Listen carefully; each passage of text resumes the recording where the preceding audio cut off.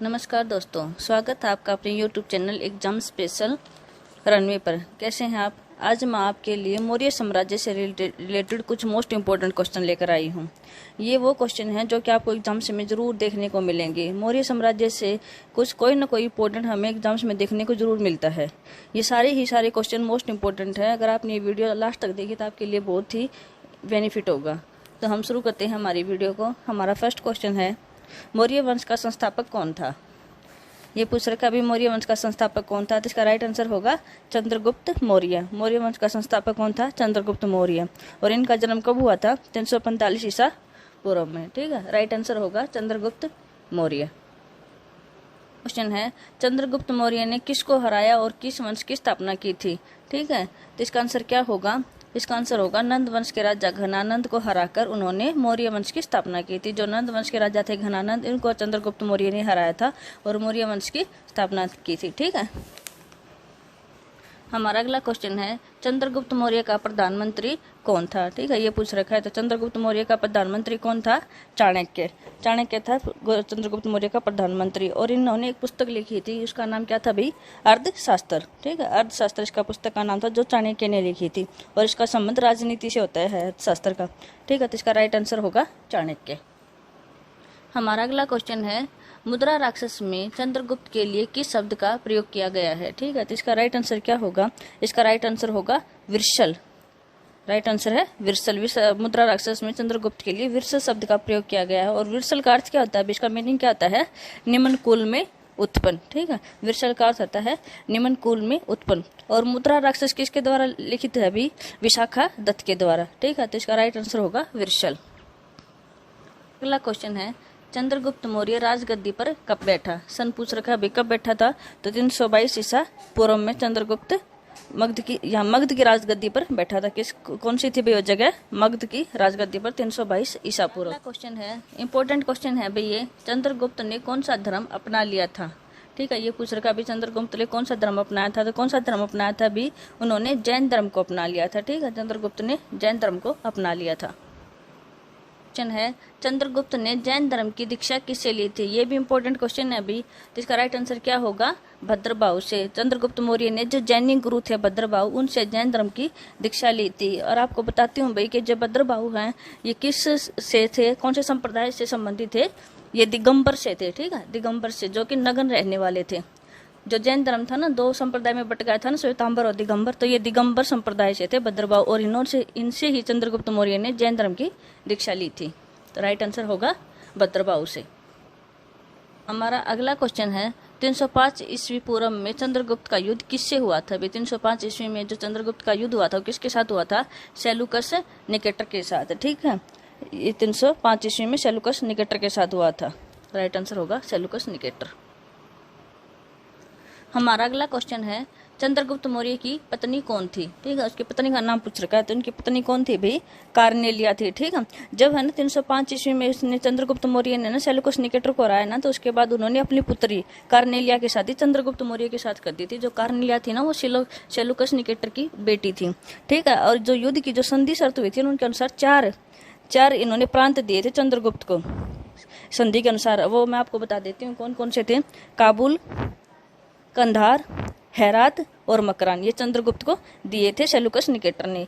तो इसमें चंद्रगुप्त मौर्य की पत्नी का नाम क्या हुआ? काबुल, कंधार, हेरात, मकरान, ये 4 प्रांत है भी जो युद्ध संधि के अनुसार सेलुकस निकेटर ने चंद्रगुप्त मौर्य को दिए थे। ठीक है, और उन्होंने अपनी बेटी की शादी चंद्रगुप्त मौर्य से कर दी थी, जिसका नाम था कार्नेलिया। तो इसका राइट आंसर होगा कार्नेलिया। हमारा अगला क्वेश्चन है, चंद्रगुप्त मौर्य के दरबार में कौन सा यात्री आया? ये मोस्ट इंपोर्टेंट क्वेश्चन है, भी बार बार एग्जाम्स में देखने को जरूर मिलता है। ठीक है, तो इसका राइट आंसर क्या होगा? मैक्सथनीज। ठीक है, चंद्रगुप्त मौर्य के दरबार में कौन सा यात्री आया था? उसका नाम था मैक्सथनीज। राइट आंसर होगा इसका मैक्सथनीज। हमारा अगला क्वेश्चन है भी, मैक्सथनीज ने कौन सी पुस्तक लिखी थी? ये भी एग्जाम में पूछ लिया जाता है भी, तो इसका राइट आंसर क्या होगा? इंडिका। मैक्सथनीज के द्वारा जो लिखी थी पुस्तक थी उसका नाम था इंडिका। हमारा अगला क्वेश्चन है, चंद्रगुप्त ने अपना अंतिम समय कहाँ पर बिताया था? भी उसने अपना अंतिम समय कहाँ बिताया था? श्रवणबेलगोला, जो कि कर्नाटक में है। ठीक है, श्रवणबेलगोला, चंद्रगुप्त ने अपना अंतिम समय श्रवणबेलगोला में बिताया था।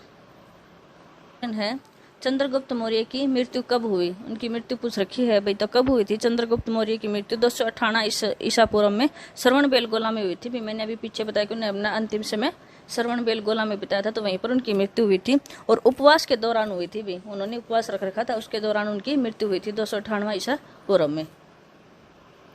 अगला क्वेश्चन है भी, बिंदुसार कौन था? अब बिंदुसार के बारे में पढ़ेंगे। तो बिंदुसार कौन था भी? बिंदुसार चंद्रगुप्त मौर्य का बेटा था, यानी कि चंद्रगुप्त मौर्य का उत्तराधिकारी कौन हुआ? बिंदुसार हुआ, जो कि 298 ईसा पूर्व में मगध की राजगद्दी पर बैठा। ठीक है, चंद्रगुप्त मौर्य की मृत्यु के बाद बिंदुसार उनकी गद्दी पर बैठा था, मगध की राजगद्दी पर। तो जो बिंदुसार चंद्रगुप्त मौर्य का बेटा था। हमारा यूट्यूब चैनल है भाई एग्जाम स्पेशल रनवे, आप इस चैनल को सब्सक्राइब जरूर करें, और अगर वीडियो आपको पसंद आए तो लाइक और शेयर करें। अब चलते हैं हमारे अगले क्वेश्चन पर। क्वेश्चन है, जैन ग्रंथों में बिंदुसार को क्या कहा गया है? तो इसमें इसका राइट आंसर क्या होगा? सिंह सेन। जैन ग्रंथों में बिंदुसार को क्या कहा गया है? सिंह सेन। राइट आंसर है सिंह सेन। हमारा अगला क्वेश्चन है, इंपॉर्टेंट क्वेश्चन है भाई ये, बिंदुसार के शासनकाल में विद्रोह कहाँ पर हुए? ठीक है, अभी 2 विद्रोह हुए थे, वो कहाँ हुए थे?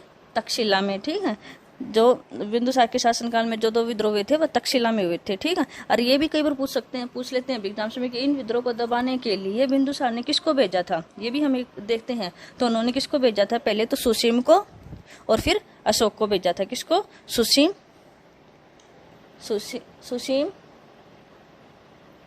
और अशोक। इन विद्रोह को दबाने के लिए बिंदुसार ने सुसीम और अशोक को भेजा था, जो कि तक्षशिला में हुए थे। ठीक है, ये मोस्ट इंपोर्टेंट क्वेश्चन है भी, इसका राइट आंसर होगा तक्षशिला। हमारा अगला क्वेश्चन है, बिंदुसार के पुत्र का क्या नाम था? ठीक है, अभी ये पूछ रखा है, जो बिंदुसार का पुत्र था उनका क्या नाम था? उनका नाम था अशोक। बिंदुसार का जो उत्तराधिकारी हुआ वो अशोक था, जो कि 269 ईस्वी में मगध की राजगद्दी पर बैठा था। ठीक है, 269 ईस्वी में मगध की राजगद्दी पर बैठा था अशोक, इसका राइट आंसर होगा अशोक। हमारा अगला क्वेश्चन है भी, अशोक का राज्याभिषेक कब हुआ? तो अशोक का राज्याभिषेक कब हुआ? 269 ईसा पूर्व। ठीक है, तो राइट आंसर होगा इसका 269 ईसा पूर्व। क्वेश्चन है, अशोक किस वर्ष गद्दी पर बैठा? ठीक है, ये पूछ रखा भी, किस वर्ष गद्दी पर बैठा? किस वर्ष गद्दी पर बैठा? तो इसका राइट आंसर क्या होगा? 272 और 273 ईसा पूर्व। उसका राज्याभिषेक तो 269 में हुआ था, लेकिन वो गद्दी पर कब बैठा था? 272 और 73 ईसा पूर्व में। तो इसका राइट आंसर होगा 272 73 ईसा पूर्व। और अगला क्वेश्चन है, गद्दी पर बैठने से पहले अशोक कहाँ का राज्यपाल था? कहाँ का राज्यपाल था भी वो? तो गद्दी पर बैठने से पहले अशोक अवंती का राज्यपाल था। कहाँ का? अवंती का। क्वेश्चन है भी, मोस्ट इंपोर्टेंट क्वेश्चन है ये, तो आप इसको ध्यान से देखें। किन अभिलेखों में अशोक का नाम अशोक मिलता है? अभी कौन से अभिलेख है जिनमें अशोक का नाम अशोक मिलता है? मोस्ट इंपोर्टेंट क्वेश्चन है। तो कौन से हैं भाई? मास्की और गुर्जरा। ठीक है, ये जो 2 अभिलेख हैं जिनमें अशोक का नाम अशोक मिलता है, मास्की और गुर्जरा। हमारा अगला क्वेश्चन है, पुराणों में अशोक को क्या कहा गया है? तो पुराणों में अशोक को अशोक वर्धन कहा गया है। ठीक है, तो इसका राइट आंसर होगा अशोक वर्धन। हमारा अगला क्वेश्चन है, अशोक ने कलिंग पर कब आक्रमण किया?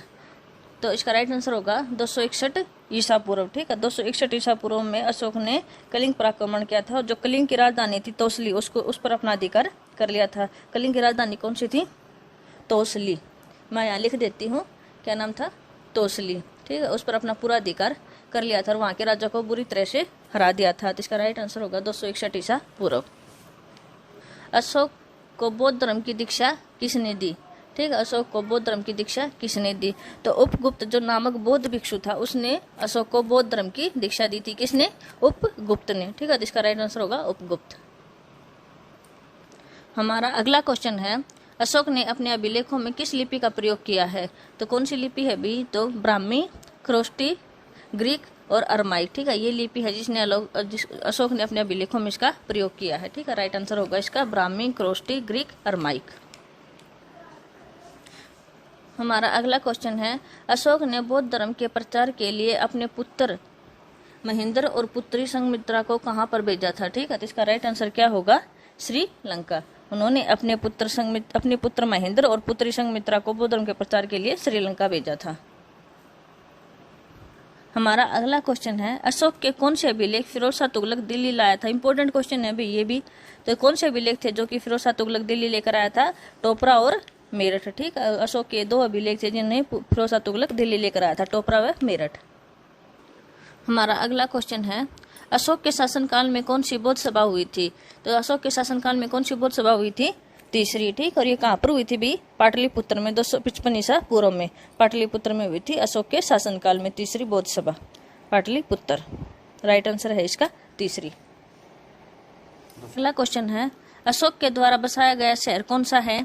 तो कौन सा है भाई? ललित पाटन व श्रीनगर। जो ललित पाटन वो कहाँ पर है? नेपाल में। ठीक है, ललित पाटन व श्रीनगर अशोक के द्वारा बसाए गए शहर है। तो राइट आंसर होगा ललित पाटन व श्रीनगर। अगला क्वेश्चन है, अशोक के अभिलेख पढ़ने में सबसे पहली सफलता कब मिली थी। ठीक है, तो इसका राइट आंसर क्या होगा? 1837 ईस्वी पूर्व में। ठीक है, और किन्होंने पढ़े थे इसके अभिलेख? जेम्स प्रीशेप। इन्होंने इसके 1837 में अभिलेख पढ़ने में सबसे पहले सफलता प्राप्त की थी, जेम्स प्रीशेप ने। अशोक के समय जनपद न्यायालय के न्यायाधीश को क्या कहा जाता था। ठीक है, न्यायाधीश को भी क्या कहा जाता था? राजूक। ठीक है, तो जो अशोक के समय में जो न्यायालय के न्यायाधीश होते थे उनको राजूक कहा जाता था। राइट आंसर इसका राजूक। हमारा अगला क्वेश्चन है, अशोक के स्तंभ लेख और शिलालेख की संख्या कितनी थी। ठीक है, ये पूछ रखा है भाई, कितनी संख्या थी। तो जो स्तंभ लेख थे वे 7 और जो शिलालेख थे वे 14। ठीक है, तो इसका राइट आंसर होगा 7 स्तंभ लेख और 14 शिलालेख। हमारा अगला क्वेश्चन है, मौर्य वंश का अंतिम शासक कौन था। मोस्ट इंपोर्टेंट क्वेश्चन है भाई ये। तो कौन था? बृहद्रथ। ठीक है, तो ये जरूर पूछते हैं भाई, पूछ लेते हैं मौर्य वंश का संस्थापक कौन था, जो कि चंद्रगुप्त मौर्य था, और अंतिम शासक कौन था? बृहद्रथ। ठीक है, तो राइट आंसर इसका बृहद्रथ। मोस्ट इंपोर्टेंट क्वेश्चन है ये, राइट आंसर होगा बृहद्रथ। हमारा अगला क्वेश्चन है, बृहद्रथ की हत्या किसने की थी। जो कि मौर्य वंश का अंतिम शासक था बृहद्रथ, उसकी हत्या किसने की थी। तो उनकी हत्या सेनापति पुष्यमित्र शुंग ने की थी 185 ईसा पूर्व में। कब? 185 ईसा पूर्व में की थी। ठीक है, और मगध पर फिर किसकी नींव पड़ गई थी? शुंग वंश की नींव डाली गई थी। ठीक है, मगध पर फिर शुंग वंश की नींव डाली थी। इनकी हत्या पुष्यमित्र शुंग ने 185 ईसा पूर्व में की थी। तो राइट आंसर होगा इसका पुष्यमित्र शुंग।